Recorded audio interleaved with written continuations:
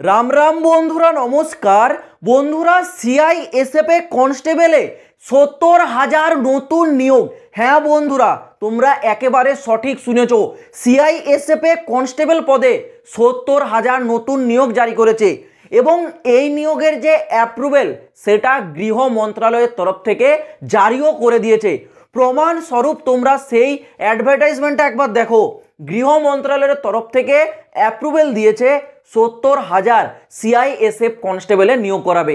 এত বড় যে উদ্যোগটা নিয়েছে মিনিস্ট্রি অফ হোম অ্যাফেয়ার্স মানে গৃহ মন্ত্রণালয়, সেখানে তোমরা অনেকেই সিআইএসএফ এ চাকরি করার সুযোগটা পেয়ে যাবে। বিশেষ করে যাদের স্বপ্ন ছিল ছোটবেলা থেকেই ওয়ার্দিওয়ালা সার্ভিস করবে, অর্থাৎ দেশের হয়ে কিছু করবে, দেশের কোনো ফোর্স জয়েন করবে, তোমাদের জন্য গোল্ডেন অপরচুনিটি। প্রতি বছর দেখো এসএসসি জিডির নিয়োগ আসে। এসএসসি জিডিতে তোমাদের অনেকের এটা মন পছন্দের পোস্ট হয় সিআইএসএফ, কিন্তু দেখবে সিআইএসএফেই সব থেকে কম শূন্যপদ থাকে। কিন্তু এইবার যে আপডেটটা ৭০,০০০ শূন্যপদ একেবারে বাড়লে বাড়লে। কেন এত বড় একটা উদ্যোগ নিয়েছে সেটা আগে আমি তোমাদের বলে দিই, তারপর ডিটেলসগুলো বলে দেবো। কারা কারা আবেদন করতে পারবে, কবে থেকে ফর্মটা আবেদন করতে পারবে, তো পুরো ভিডিওটা দেখো। এটাই তোমাদের কাছে আমার একটা অনুরোধ। দেখো, গৃহ মন্ত্রণালয় জানিয়েছে বর্তমানে সিআইএসএফ এর সংখ্যা রয়েছে আমাদের সারা ভারতবর্ষে 1.62 লাখ। আর সিআইএসএফ এর কাজ কি তোমরা জানো, গভর্নমেন্ট যে প্রপার্টি মানে সরকারের যে সমস্ত সম্পত্তি সেগুলোকে নিরাপত্তার দায়িত্ব দিয়ে থাকে এই সিআইএসএফ।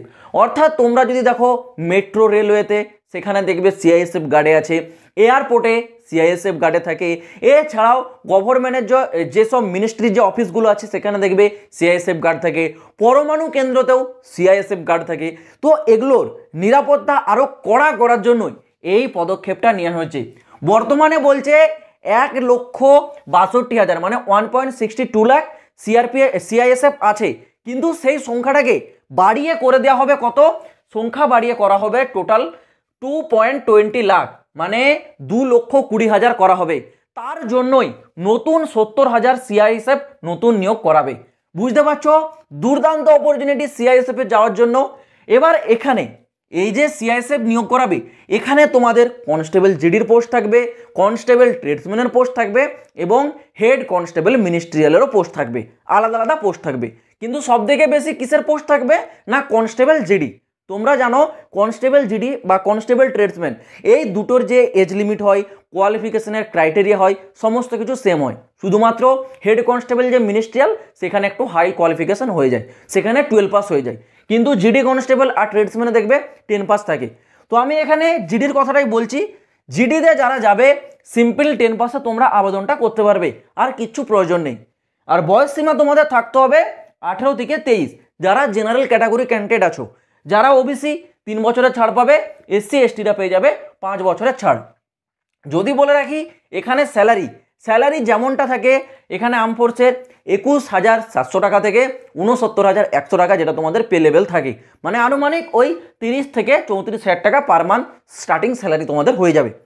বলে রাখি এইবার তোমাদের সিলেকশন, এখানে নিয়োগটা কিভাবে করাবে। দেখো, নিয়োগে এখানে তোমাদের টোটাল 4টা প্রসেস থাকে। কি প্রসেস? সর্বপ্রথম হবে তোমাদের এক্সাম, তারপর ফিজিক্যাল হবে, তারপর ডকুমেন্টস ভেরিফিকেশন, তারপর মেডিকেল টেস্ট। এই 4টা প্রসেসের মাধ্যমে তোমাদের সিলেকশনটা করানো হবে। এক্সামটা যেমন হয় তোমরা জানো 100 মার্কসের থাকে, সেম এক্সাম হবে। ফিজিক্যালে তোমাদের যেটা সর্বপ্রথম প্রয়োজন সেটা হচ্ছে হাইট, যেটার জন্য তোমরা আবেদনটা করতে পারবে। হাইট তোমাদের সেই হাইটটা থাকতে হবে। কত হাইট? যারা মেল ক্যাটাগরি ক্যান্ডিডেট তাদের জন্য 170 সেমি, আর যারা ফিমেল ক্যাটাগরি ক্যান্ডিডেট তাদের জন্য 157 সেমি। যারা এসটি এসসি মেল বা ফিমেল আছো তোমরা হাইটে ছাড় পাবে। ওকে, এটা আমি জেনারেল আর ওবিসিদের বলে দিলাম। আর এখানে চেস্ট যেটা থাকছে মেলদের জন্য 80 থেকে 85 মানে 5 সেমি এক্সপ্যান্ড করতে হবে। আর ফিমেলদের কোনো প্রকার চেস্ট এখানে চেক করা হয় না, এটা তোমরা কম বেশি সকলেই জানো। আর রানিংয়ের যদি কথা বলে রাখি, যেমনটা হয় তোমাদের রানিং, এটা নতুন করে কিছু বলার নেই। যারা mail category candidate 5 kilometre running হবে 24 মিনিট সময়, আর ফিমেলদের জন্য যেমন থাকে 1.5 kilometre 1600 metre run 8 minute 30 second. Okay, এই হচ্ছে তোমাদের ফিজিক্যাল। এইবার বলে রাখি তোমাদের এই নিয়োগটা, দেখো শূন্যপদ যে ৭০,০০০ বলেছে এটা কিন্তু একসাথে জারি করবে না। নোটিফিকেশান যেটা আছে সেটা আমি টেলিগ্রামে দিয়ে দেবো, তোমরা দেখবে। সেখানে বলে দিয়েছে প্রতি বছর তোমাদের জারি করবে 14,000 করে। মানে এই বছর 14,000 জারি হলো 2025-এ, আবার তোমাদের 2026-এ 14,000, 2027-এ আবার 14,000, 2028-এ 14,000, এরকম করে প্রতি বছরে 14,000 করে কিন্তু নিয়োগটা জারি করবে। তো বুঝতে পারছো, আর এই যে 14,000 নিয়োগটা, এটা কিন্তু সিআরপিএফ ডাইরেক্ট করাবে না। সিআরপিএফ ডাইরেক্ট করাবে না 14,000 একসাথে নিয়োগ। কীরকম করাবে? সিআরপিএফে যারা জিডি কনস্টেবল যাবে, এই যে জিডি, এটাকে যুক্ত করে দেওয়া হবে কিসে? এসএসসিতে। এসএসসি জিডি কনস্টেবলে যুক্ত করে দেওয়া হবে। বুঝতে পারছো? এসএসসি জিডি যে প্রতি বছর নিয়োগ আসে, সেখানে তোমরা এই বছর সিআইএসএফ এর শূন্যপদ বেশি পাবে, কারণ প্রতি বছর যেহেতু 14,000 নিয়োগ আসবে, জিডি কনস্টেবলের যা নিয়োগ সব এসএসসি জিডিতে অন্তর্গত হয়ে যাবে। তাহলে সিআইএসএফ নিজে থেকে কি করাবে না, কনস্টেবল ট্রেডসম্যান, কনস্টেবল ট্রেডসম্যানের যে নিয়োগটা থাকবে সেটা সিআইএসএফ নিজে করাবে। ওখানে তোমরা কত পাবে? ওই সামথিং 2 থেকে 3,000 এরকম পেতে পারো, বা আর একটু কম হলেও হতে পারে। ওকে, তো ট্রেডসম্যানের শূন্যপদটা নিজে থেকে করাবে।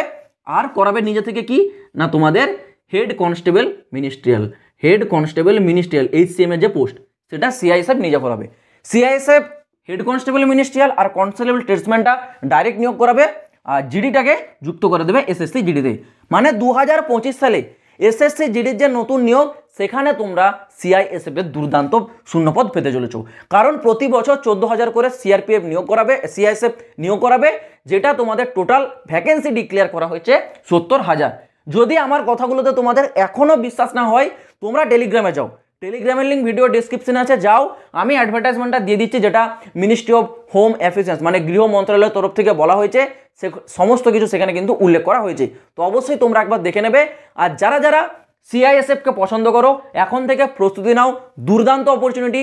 আবার যখন এই নিয়ে আপডেট আসবে, আমি তোমাদের প্রোভাইড করে দেবো, কোনো চিন্তা করতে হবে না। যদি নতুন হয়ে থাকো, চ্যানেলটাকে সাবস্ক্রাইব করে রেখে চ্যানেলটার সাথে যুক্ত থাকবে, এরকমই প্রতিটা লেটেস্ট আপডেট সব থেকে আগে পাওয়ার জন্য। তো চলো বন্ধুরা, দেখা হবে আবার পরের ভিডিওতে নতুন কোনো আপডেটের সাথে। জয় হিন্দ, বন্দে মাতরম।